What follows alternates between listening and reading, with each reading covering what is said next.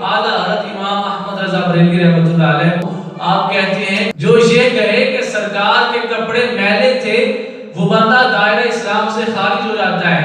کہا حضور اگر کپڑوں کو کبھی مٹی لگی جائے تو پھر کیا کہنا ہے؟ اعلیٰ حضرت فرماتے ہیں خدا اگر ادب کی توفیق دے تو یوں کہے مٹی نے دامن اقدس میں پناہ لے رکھی ہے۔ یہ نہیں کہنا کپڑے میلے ہیں، یہ نہیں کہنا لباس میلا ہے، کہنا مٹی نے دامن اقدس میں پناہ لے رکھی ہے۔ سرکار کے کپڑوں کو میلا بھی نہیں کہنا۔ جو بندہ سرکار علیہ الصلوۃ والسلام کے نالین پاک آپ صلی اللہ علیہ وسلم کی مبارک جوتی کو حکارت کی نیت سے جتڑی کہہ دے وہ بندہ بھی دائرہ اسلام سے خارج ہو جاتا ہے۔ کہ سرکار کی جوتی، سرکار علیہ السلام کے جسم سے لگنے والی جوتی اس کی توہین کر رہا ہے۔ یہ اتنی اعلیٰ جوتی ہے جو سرکار علیہ الصلوۃ والسلام کے مقدس جسم کے ساتھ لگتی ہے۔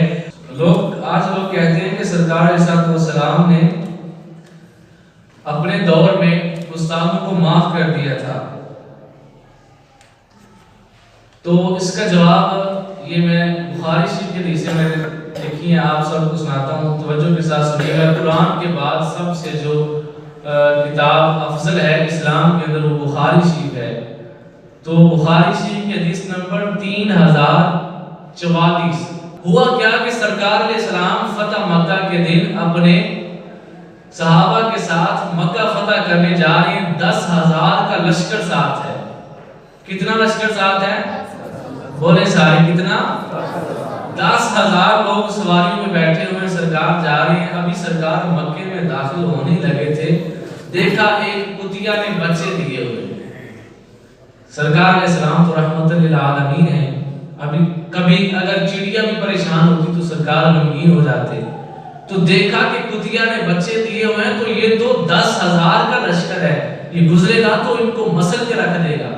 ایک صحابی کو بلایا، کہا یہاں کھڑے ہو جاؤ، جب تم کھڑے رہو گے تو لوگ سائڈ سے گزریں گے، تو تم یہاں کھڑے رہو جب تک کہ لشکر گزر نہیں جاتا، تاکہ کتیا بھی محفوظ رہے، اس کے بچے بھی محفوظ رہیں۔ صحابی کھڑا ہو جاتا ہے، 10,000 کا لشکر گزر جاتا ہے۔ تاریخ دیکھتی ہے کہ 10,000 کا لشکر گزرا، لیکن اس لشکر کے سردار نے، سپہ سالار نے کس طرح ایک کتیا کو بھی بچایا ہے، اس کے بچوں کو بھی بچا دیا ہے۔ لیکن جب یہی لشکر مکے میں داخل ہو جاتا ہے، اب سارا آپ کو پتہ ہے سرکار نے عام معافی کا اعلان کیا، کہا جو ابو سفیان کے گھر میں پناہ لے اسے امان ہے، جو خانہ کعبہ میں چلا جائے اسے امان ہے، جو اپنے گھر میں رہے دروازہ بند کر لے اسے بھی امان ہے۔ یہ سارا کچھ آپ نے پڑھا ہوگا۔ 5 بندے ایسے تھے جن کے بارے میں سرکار نے فرمایا انہیں جہاں دیکھو قتل کر دو۔ صحابہ کو کہا جاؤ ان لوگوں کو قتل کرو۔ ان میں سے ایک بندہ تھا جس کا نام تھا ابن خطل۔ صحابہ نے سرکار کا حکم پایا تو اس کو تلاش کرنا شروع کر دیا۔ اب تلاش کرتے کرتے صحابہ گئے خانہ کعبہ میں، وہاں جا کے دیکھا کہ وہ خانہ کعبہ کے غلاف کے اندر چھپا ہوا ہے۔ غلاف آپ کو آج پتہ ہے وہ رسوں کے ساتھ باندھا جاتا ہے بڑا مضبوطی کے ساتھ، تو وہ اندر اس کے داخل ہو گیا، اندر ہے۔ اب سرکار کے صحابہ نے یہ بھی سنا تھا کہ سرکار نے ابھی کہا ہے جو کعبے چلا گیا اسے امان ہے، جو اپنے گھر میں رہا اسے امان ہے، جو ابو سفیان کے گھر میں رہا اسے امان ہے۔ تو یہ تو کعبے میں اب کیا کریں؟ اب صحابہ سرکار کے پاس آتے ہیں۔ بخاری شریف کی حدیث پڑھو 3044 نمبر حدیث پاک ہے۔ میرے آقا اسلام کے صحابہ آتے ہیں، یا رسول اللہ ابن خطل تو کعبہ کے غلاف میں چھپ گیا ہے، اب کیا کریں؟ میرے آقا یہ نہیں ارشاد فرماتے جا کے اس کو باہر نکالو، میرے پاس لاؤ، فیصلہ کرتا ہوں۔ فرمایا اقتلوہ، جہاں ہے اسے وہیں قتل کر دیا جائے۔ صحابہ جاتے ہیں خانہ کعبہ کے غلاف کے اندر لپٹے ہوئے ابن خطل کو وہی قتل کر دیتے ہیں۔ میں پوچھتا ہوں یہ وہی نبی ہے نا جب مکے میں داخل ہوا تھا تو کتی کو بھی بچا دیا، اس کے بچوں کو بھی بچا دیا، باقاعدہ صحابی کی ڈیوٹی لگائی یہاں کھڑا رہے، کوئی اوپر سے نہ گزرے، کتیا بھی بچے اس کے بچے بھی بچ جائیں۔ تو یہ وہی نبی ہے جس نے یہ بھی اعلان کیا کہ جو کعبے میں چلا گیا اسے امان ہے، کتی اور اس کے بچے شہر سے باہر بچ گئے۔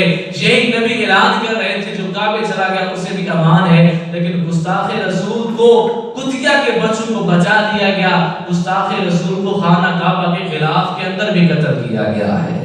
تو اس کو تو خانہ کعبہ کا غلاف بھی نہیں بچا سکتا، جو گستاخ سرکار علیہ السلام کا ہو گیا۔ حضرت امام مالک رحمۃ اللہ علیہ سے عباسی خلیفہ ہارون عبد الرشید نے پوچھا تھا کہا تھا اگر سرکار علیہ السلام کی گستاخی ہو جائے تو امت کیا کرے؟ امام مالک نے کہا کہ امت بدلہ لے۔ کہا اگر امت بدلہ نہ لے سکے تو پھر کیا کرے؟ کہا پھر امت کو جینے کا بھی کوئی حق نہیں، امت ساری مر جائے کہ اس کے نبی کی توہین ہو گئی اور وہ بدلہ نہ لے سکی، پھر امت کو زندہ رہنے کا بھی کوئی حق نہیں ہے، امت مر جائے اس شرم کے ساتھ کہ میں اپنے نبی کی توہین کا بدلہ نہ لے سکا۔